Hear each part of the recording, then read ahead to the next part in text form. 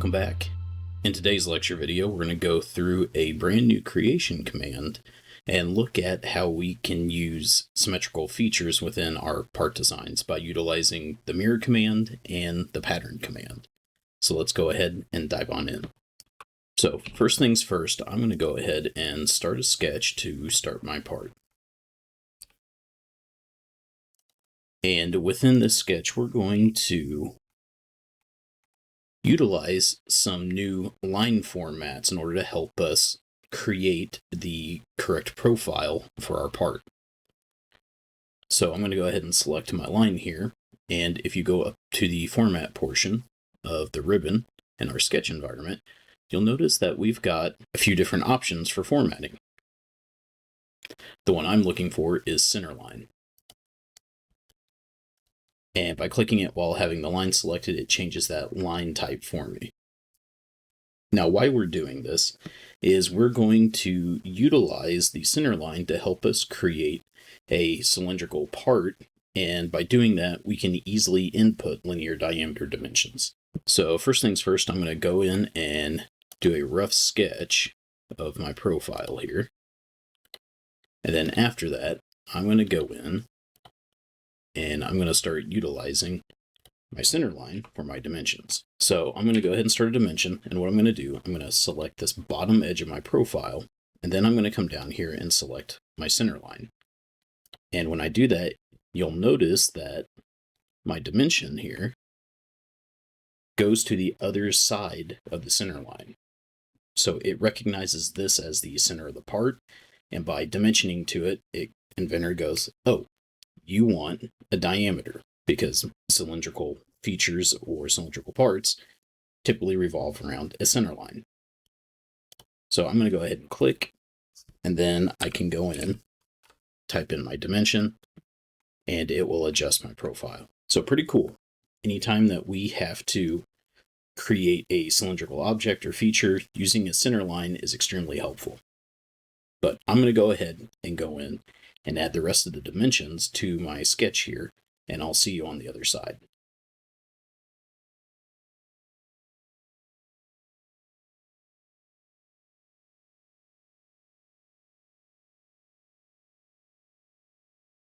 All right, so now I've got my sketch fully constrained. I'm ready to go. I'm going to go ahead and hit finish, zoom out here.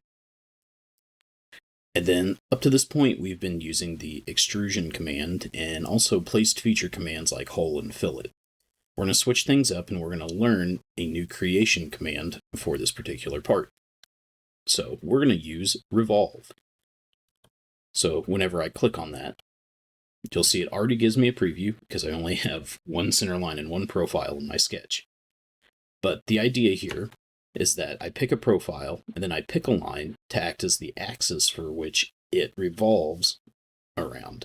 And however many degrees I tell it to revolve, it's going to create a solid using that profile along that path. So I could, instead of doing a full, I could do a 2 and select an option, or select a face for it to revolve to. I could, instead of doing a full 360 degrees, I could do a partial and input the distance that I want it to go. So I could do 180 degrees instead of 360, but you get the idea. But I want to go a full 360 here. And I'm going to go ahead and hit OK. And you can see we now have a solid part created from that profile revolving about the center line that we created in that sketch. So step 1, we've got it completed in the part. We've got our part, or our solid, created using the Revolve command. Well, I want this particular part, this little wheel or pulley that I'm creating, I want it to be the same on the other side as it is here. So what I'm going to utilize is the mirror command to mirror this solid upon itself. So I'm going to click my mirror command up here underneath the patterns section of my 3D model tab. It asks for what features I want to select, and then it asks me for my mirror plane. If we have multiple solids, we can select which solid that it's going to be attached to or be a part of. And then these buttons over here are just a shortcut for us to pick our origin planes. Now, right now we've got mirror individual features. We can do an entire solid and mirror that as well, but I want us to get in the habit of using feature first before we move on to using the solid. So I'm going to pick my Revolve feature here. And for my mirror plane, I'm going to come in, I'm going to select the back of my part. And by doing that, I'm telling this solid to mirror about that surface or that plane that I selected. You can kind of see we get a preview of what it's going to look like. I'm going to go ahead and hit OK.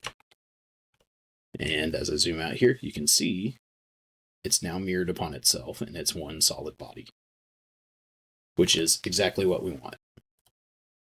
Now for this next part, we're going to go in and we're going to place a hole on this surface of our part, and then we're going to pattern it around the center of our part to create a bolt pattern or a circular pattern around the part. So first things first, I'm going to come in, I'm going to start a sketch, and I'm going to sketch on that face. And I am going to come in and draw a circle. That is, let's say, 2.5 inch diameter. Now we're going to continue exploring the format section of our sketch environment. So I'm going to go ahead and I'm going to click on my circle here. And this time, instead of center line, I'm going to come up to this sideways looking Y button. What that is the construction layer.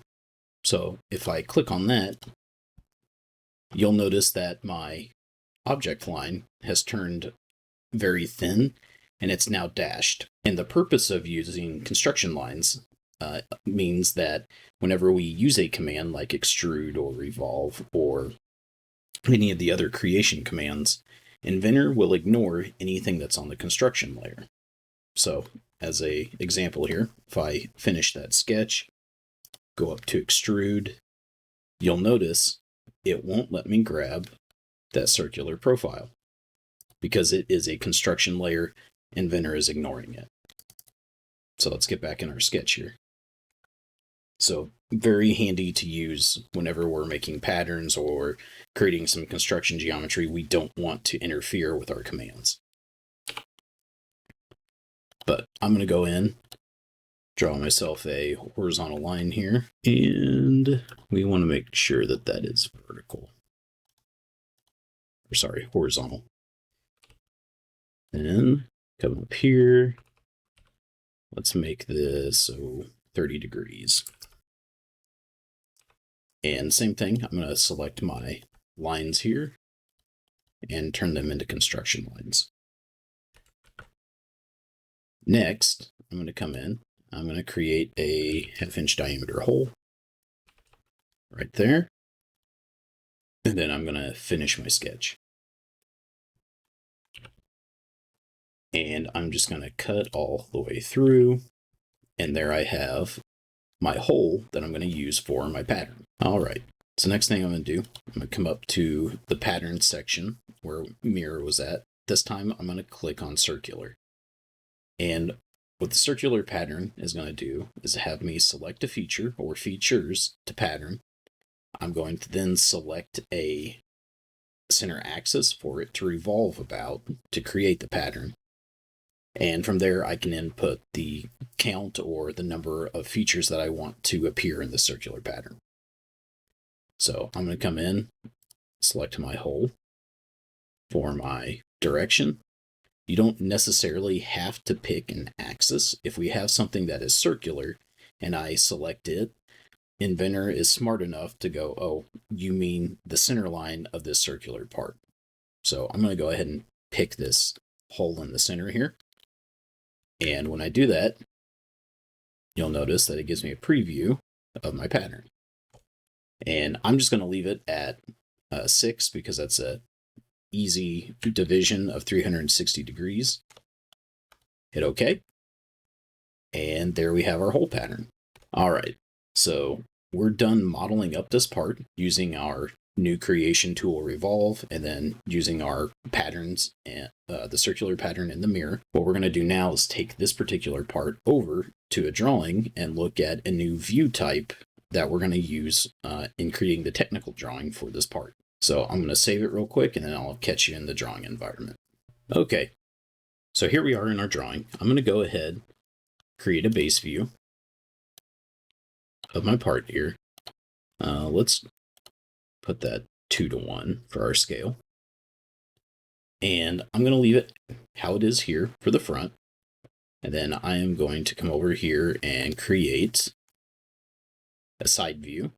And then I'm going to leave it at that for now. So when we're looking at the side view here, we notice that we do have some hidden features like these angles on our part that we want to make sure that we're giving the fabricator or the machinist the information to create this correctly.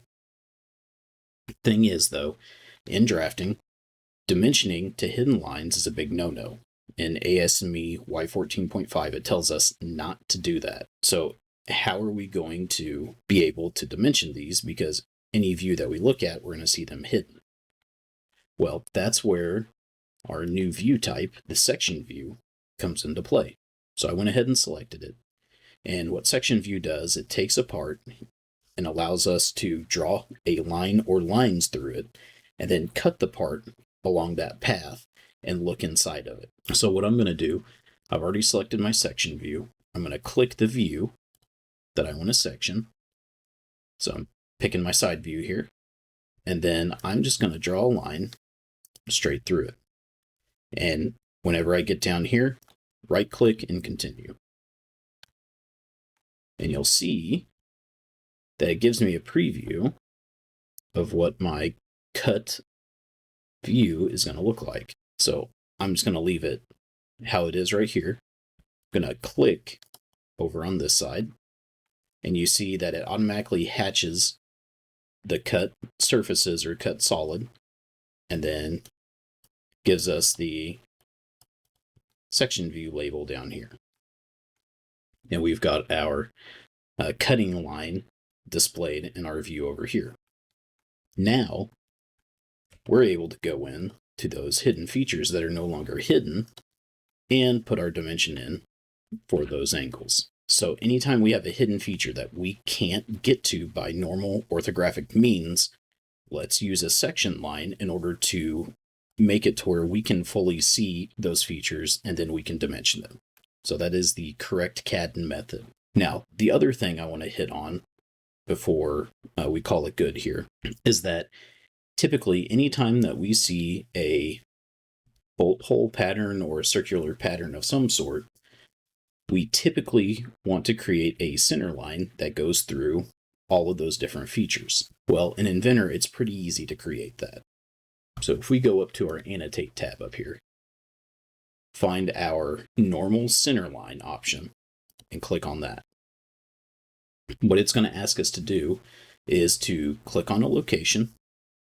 So I'm going to go ahead and click on my first hole up here. And then all we do is continue to add features to our selection.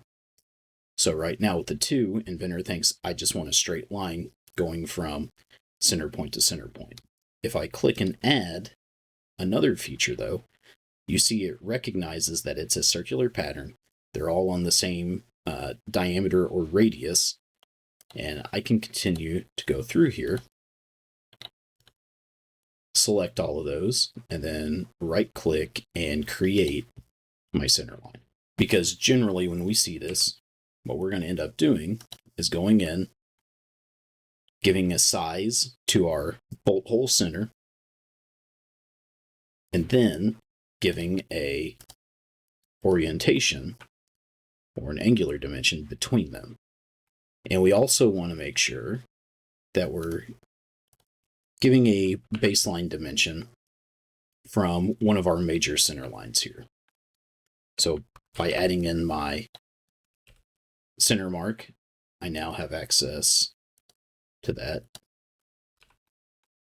And I can go in here